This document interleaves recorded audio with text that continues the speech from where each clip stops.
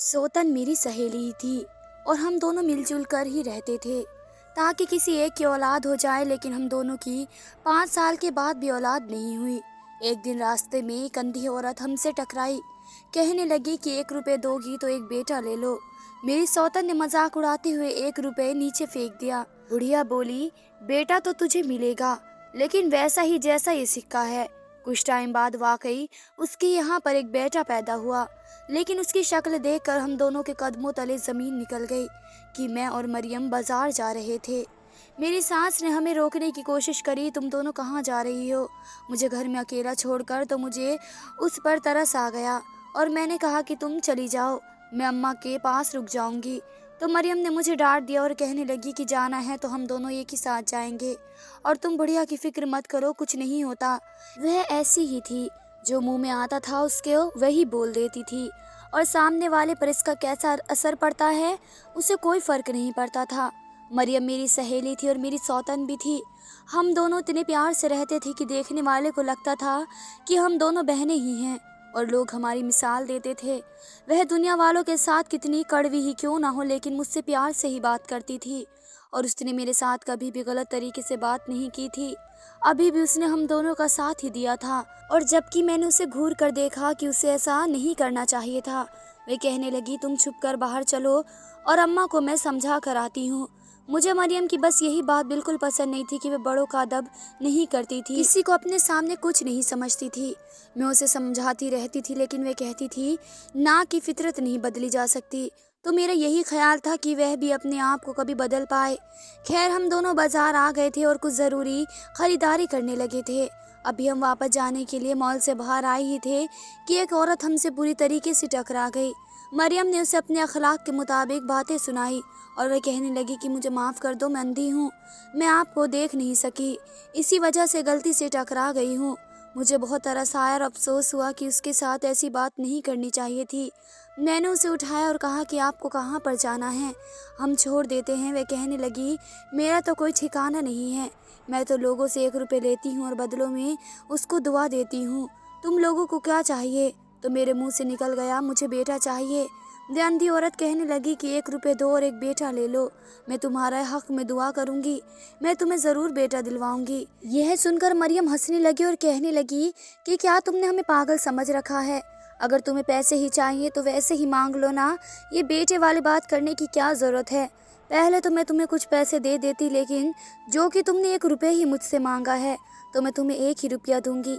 अपना हाथ आगे करो। उस अंधी औरत ने अपना हाथ आगे किया तो मरियम ने जानबूझकर उसके हाथ से वह सिक्का गिरा दिया और कहने लगी कि लोग, 1 रुपए तो नीचे गिर गया है, लेकिन अब ये तुम्हारा ही है, इसे ढूंढ कर उठा लो। मुझे बिल्कुल अच्छा नहीं लगा कि उस औरत के साथ मरियम ने इतना गलत रवैया क्यों किया है। उस अंधी औरत ने झुक कर रुपया उठाया, कहने लगी कि तुमने सिक्का दिया है तो तुम्हें बेटा पैदा होगा, लेकिन ज़रूर, लेकिन जैसा सिक्का है वैसा। मैं उसकी बात पर एकदम से दहल कर रह गई थी। मुझे उस औरत की यह बात अलग सी लगी थी। मैं उससे बात करना चाहती थी, लेकिन मरियम मेरा हाथ पकड़कर मुझे वहाँ से ले गई थी। उसके दिमाग से तो शायद ये बात निकल गई थी, लेकिन मेरे दिमाग में बार बार वही औरत वही बात पूछ रही थी। अगले दिन मरियम की तबीयत ख़राब हुई तो हम उसे अस्पताल लेकर चले गए, और हम सबको ये खुशखबरी सुनने को मिली कि वह माँ बनने वाली है। 5 साल बाद ये खुशखबरी सुनकर तो हम सब की खुशियों का कोई ठिकाना ही नहीं रहा। ख़ास तौर पर मेरे पति का और मेरी सास की तो खुशी के मारे आंसू ही निकल आए। मैं और मेरे दिल में तो यही बात आ रही थी कि कल इस औरत ने जो दुआ दी थी कि 1 रुपये दो और एक बेटा लो, लगता है वे दुआ कबूल हो गई। मुझे पछतावा होने लगा कि मुझे भी उसे 1 रुपया दे देना चाहिए था, तो शायद आज मेरे आंगन में भी बेटी की खुशखबरी मिल जाती। मैं उसी टाइम सबको अस्पताल में छोड़कर छुप के वहाँ से बाहर निकल गई और इसी मार्केट में आ गई, ताकि वे अगर आज मुझे औरत नज़र आए तो मुझे 1 रुपये देकर बेटी की दुआ ले लूँ। लेकिन वह मुझे कहीं पर भी नज़र नहीं आई थी, तो मैं मायूस होकर मुझे घर वापस आना पड़ा। 9 महीने पलक झपकने में ही गुजर गए, कैसे हमें पता ही न चला। उसी दिन मरियम की डिलीवरी होनी थी और उसी दिन मुझे वे औरत अस्पताल के गेट के बाहर नज़र आई थी। तो मैं हैरत में पड़ गई। मैं भागते हुए उसके पास गई और वह कहने लगी कि तुम्हारे दोस्त के बेटा होने वाला है, लेकिन उसे बेटा वैसा ही मिलेगा जैसे उसने मुझे रुपया दिया था, जाकर उसे बता दो। अब तो मेरी हैरानी की इंतहा ही नहीं रही कि वह कौन थी और उसे ये सब कैसे मालूम था। वह तो देख भी नहीं सकती थी, तो उसने मुझे कैसे पहचान लिया। इतनी देर में मेरे पति ने मुझे आवाज़ दी तो मैं अंदर चली आई। मुझे डर लगा कि जब मरियम का बेटा पैदा हुआ तो उसे देखकर तो मेरे कदमों तले ज़मीन निकल गई थी। मैं भागती हुई बाहर आई तो वह औरत अभी भी वहीं पर अस्पताल के बाहर ज़मीन पर बैठी हुई थी। मेरे कदमों की आहट सुनकर कहने लगी कि तुम्हें याद है यह सब कुछ शुरू हुआ, तुमने अपने पति की दूसरी शादी नहीं करनी चाहिए थी। उसकी बात सुनकर मेरे दिमाग में 5 साल पहले का मंजर आगे आ गया। माज़ी के पन्ने खुल गए।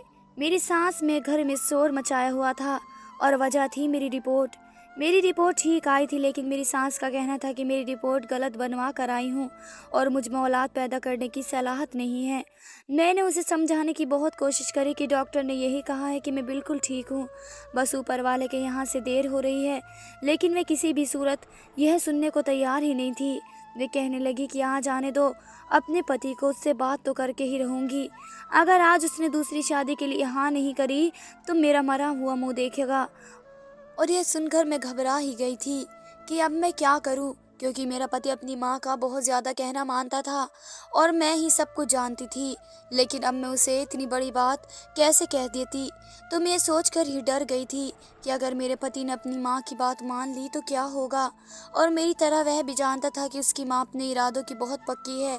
अगर उसने यह बात कह दी है तो उसका बेटा मरा हुआ मुंह देखेगा, तो मेरा पति कभी भी अपनी माँ को इस मुश्किल में नहीं डालेगा। वह तो तैयार हो जाएगा, तो मैं क्या करूँगी। अब तो मेरे हाथ में कुछ भी नहीं रहा था। इतने टाइम में मैं अपने पति को रोकती रही थी और वह मेरे खातिर अपनी माँ से लड़ता रहा था, और यही हुआ जिसका मुझे डर था। शाम को मेरे पति काम से वापस आए तो मेरी सास से कहने लगे कि आज तो तुम्हें फैसला करना ही होगा, या तो मुझे दूसरी शादी के लिए हाँ कर दो या अपनी माँ के जनाजे को कांधा दो। तो मैं बाहर खड़ी होकर बातें सुन रही थी तो मेरी सास ने जल्दी से दरवाज़ा वहीं पर बंद कर दिया ताकि मैं उनकी बात ना सुन सकूं। मैं बहुत परेशान होकर अपने कमरे में आ गई और सोचने लगी कि अब ऐसा क्या करूं कि मैं अपना घर बचा लूं और मुझे सौतन का अजाब ना भुगतना पड़े। लेकिन मैं जानती थी कि अब होगा वही जो मेरी सास चाहती हैं। मैं एक गरीब घराने से ताल्लुक़ रखती थी और बहनों में सबसे बड़ी थी, इसलिए मेरे ऊपर घर की जिम्मेदारियां भी बहुत थी और मैं पढ़ने के साथ साथ स्कूल में नौकरी कर ली थी ताकि मैं अपने घर वालों का बोझ उठा सकूं। मैं अपने छोटे बहन भाइयों को पढ़ाया लिखाया और उनकी शादी की। जब तक कि मैं अपने सारे फ़र्ज से फ्री हुई तब तक मेरी उम्र 30 साल तक की हो चुकी थी। अब मेरे रिश्ते आने भी बंद हो चुके थे तो मुझे भी एहसास हो रहा था कि मैं अपनी शादी को देर करके बहुत बड़ी गलती कर दी है। लेकिन फिर अचानक से एक रिश्ता आया। पता चला कि सिर्फ लड़के की माँ ही है और उसके बाप के इंतकाल को भी काफ़ी टाइम हो चुका है और उसका कोई बहन भाई भी नहीं है। लड़के की उम्र 35 साल है और मुझे लगा कि मेरे लिए बहुत ही अच्छा रिश्ता है, और मेरे माँ बाप ने भी इसी खौफ से कि अगर उसको ठुकरा दिया तो कहीं मेरी बेटी का रिश्ता ना होगा, तो इसलिए जल्दी से हाँ कर दी थी। मेरे पति का नाम लतीफ़ था और हम दोनों की अच्छी ज़िंदगी गुजर रही थी और हम दोनों में बहुत ही ज़्यादा प्यार था। और शादी के शुरू के दिनों में ही मुझे अंदाज़ा हो गया कि मेरी सास एक जल्लाद औरत है और उसने अपने बेटे को अपने काबू में कर रखा है। मेरे पति भी अपनी माँ का बहुत अच्छा कहना मानते थे और उसके हर हुक्म को फ़र्ज़ समझते थे। शादी को 1 साल हो गया तो मेरी सास ने दबे लफ्ज़ों में हमसे औलाद की फरमाइश कर दी, तो हम दोनों ही बहुत परेशान हो गए थे कि हम दोनों की तो पूरी कोशिश थी लेकिन ऊपर वाले के यहाँ से देर थी। मेरी सास कहती कि पहले ही मैंने अपने बेटे की शादी बहुत देर से की है, तो अब मैं यही चाहती हूँ कि उसकी जल्द से जल्द कोई औलाद पैदा हो जाए। मेरा बेटा तो अकेला है, इसका कोई बहन भाई नहीं है, तो मैं इसका वारिस चाहती हूँ। तुम दोनों बहुत ही जल्द से जल्द पोते की खुशखबरी दे दो। लेकिन 2 साल तक भी कोई उम्मीद नज़र नहीं आई। अब मेरी सास हर वक्त यही रट लगाए रहती कि मेरी सास ने मुझे बातें सुनानी भी शुरू कर दी कि बड़ी उम्र की लड़की से शादी करके इसी वजह से तो वह माँ बनने के काबिल नहीं है। और मेरा पति अपनी माँ के सामने कुछ नहीं बोलता था, लेकिन अब वह मेरी हिमायत में बोलने लगा था और यह मेरी सास को हरगिज़ भी मंजूर नहीं था। दिन गुजरते जा रहे थे और मेरी शादी को 3 साल मुकम्मल होने वाले थे, लेकिन अभी तक मैं अपनी सास को पोते की खुशखबरी नहीं दे सकी। तो वह मुझे कहने लगी कि मुझे तो शक है कि तुम माँ बन ही नहीं सकती हो। मैं अपने पति को कहा कि मुझे रिपोर्ट करवा लेनी चाहिए और आज वही रिपोर्ट मैंने अपनी सास को दिखाई थी कि आप देख लो, मेरी रिपोर्ट बिल्कुल ठीक आई है, लेकिन आपका कहना था कि अब उसकी सब्र का पैमाना भर चुका है। अब तो वह हर हाल में ही अपने बेटे की दूसरी शादी करवा कर ही रहेंगी। मैं अपने कमरे में ही सोच सोच कर परेशान हो रही थी कि अब क्या होगा। कुछ देर के बाद मेरा पति कमरे में आया तो उसका चेहरा उतरा हुआ था।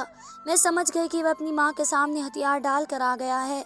मुझे कहने लगा कि अब कुछ नहीं हो सकता है, मुझे माफ़ कर देना। मैं अपनी माँ को इनकार नहीं कर सकता हूँ, वह भी अपनी जगह मुझे ठीक लगती हैं, लेकिन मुझे तुम्हारा ख्याल भी आता है और मैं समझ नहीं पा रहा हूँ कि मैं क्या करूँ। मेरी खुद की भी बहुत ज़्यादा ख्वाहिश है, क्या मुझे औलाद हो जाए। मैं 40 का होने वाला हूँ, मेरी उम्र के साथ वालों के बच्चे भी जवान हो जाते हैं और मेरी औलाद ही नहीं हो रही। तो मेरा ख्याल है कि मुझे अपनी माँ की बात मान लेनी चाहिए।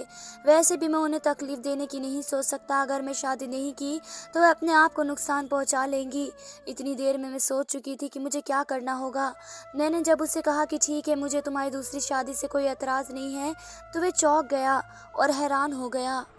कैसे हो सकता है कि मैं इतनी आसानी से मान गई। लेकिन मैंने ये फैसला बहुत सोच समझ कर लिया था। मैंने अपने पति से कहा कि तुम्हें मेरी एक शर्त माननी होगी, और ये वह है कि तुम्हें मेरी पसंद के लड़की से शादी करनी होगी।